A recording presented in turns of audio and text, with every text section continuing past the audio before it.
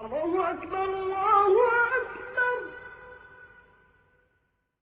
أعوذ بالله من الشيطان الرجيم. بسم الله الرحمن الرحيم.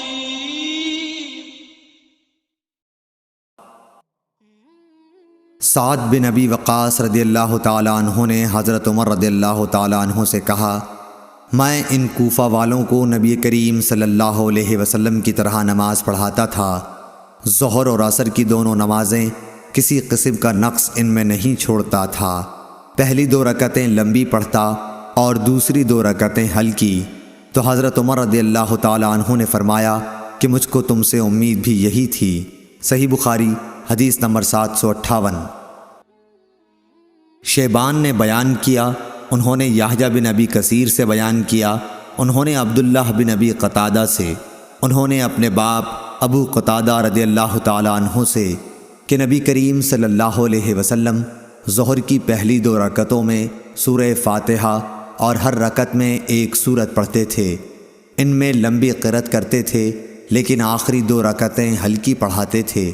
کبھی کبھی ہم کو بھی کوئی آیت سنا دیا کرتے تھے۔ عصر میں آپ صلی اللہ علیہ وسلم سورہ فاتحہ اور سورتیں پڑھتے تھے، اس کی بھی پہلی 2 رکعتیں لمبی پڑھتے، اسی طرح صبح کی نماز کی پہلی رکعت لمبی کرتے اور دوسری ہلکی۔ صحیح بخاری حدیث نمبر 759۔ عمارہ بن عمیر نے بیان کیا ابو معمر عبداللہ بن مخبرہ سے، ہم نے خباب بن ارد سے پوچھا کیا نبی کریم صلی اللہ علیہ وسلم ظہر اور عصر میں قرأت کیا کرتے تھے؟ تو انہوں نے بتلایا کہ ہاں۔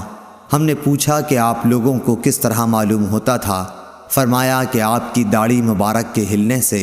صحیح بخاری حدیث نمبر 760۔ محمد بن یوسف پیکندی نے بیان کیا، کہا کہ ہم سے سفیان بن عینہ نے اعمش سے، انہوں نے عمارہ بن عمیر سے، انہوں نے ابو معمر سے کہ میں نے خباب بن ارد سے پوچھا کہ کیا نبی کریم صلی اللہ علیہ وسلم ظہر اور عصر کی نمازوں میں قرأت کیا کرتے تھے؟ تو انہوں نے کہا کہ ہاں۔ میں نے کہا کہ آن حضرت صلی اللہ علیہ وسلم کی قرأت کرنے کو آپ لوگ کس طرح معلوم کر لیتے تھے؟ فرمایا کہ آپ کی داڑھی مبارک کے ہلنے سے۔ صحیح بخاری حدیث نمبر 761۔ مکی بن ابراہیم نے بیان کیا، انہوں نے ہشام دستوائی سے، انہوں نے یحییٰ بن ابی کثیر سے، انہوں نے عبداللہ بن ابی قتادہ سے، انہوں نے اپنے باپ حضرت ابو قتادہ رضی اللہ تعالیٰ عنہ سے کہ نبی صلی اللہ علیہ وسلم ظہر اور عصر کی 2 رکعات میں سورہ فاتحہ اور ایک سورت پڑھتے تھے، اور آپ صلی اللہ علیہ وسلم کبھی کبھی کوئی آیت ہمیں سنا بھی دیا کرتے۔ صحیح بخاری حدیث نمبر 762۔ امام مالک نے ابن شہاب سے خبر دی، انہوں نے عبید اللہ بن عبداللہ بن عتبہ سے بیان کیا، انہوں نے حضرت عبداللہ بن عباس رضی اللہ تعالیٰ عنہ سے بیان کیا، انہوں نے کہا کہ ام فضل رضی اللہ تعالیٰ عنہ ان کی ماں نے انہیں والمرسلات عرفا پڑھتے ہوئے سنا، پھر کہا کہ اے بیٹے، تم نے اس سورت کی تلاوت کر کے مجھے یاد دلا دیا، میں آخر عمر میں حضرت صلی اللہ علیہ وسلم کو مغرب میں یہی سورت پڑھتے ہوئے سنتی تھی۔ صحیح بخاری حدیث نمبر 763۔ ابو عاصم نبیل نے بیان کیا، انہوں نے عبد الملک بن جریر سے، انہوں نے ابن ابی ملیکہ زہیر بن عبداللہ سے، انہوں نے عروہ بن زبیر سے، انہوں نے مروان بن حکم سے سنا، اس نے کہا زید بن ثابت نے مجھے ٹوکا کہ تمہیں کیا ہو گیا کہ تم مغرب میں چھوٹی چھوٹی سورتیں پڑھتے ہو؟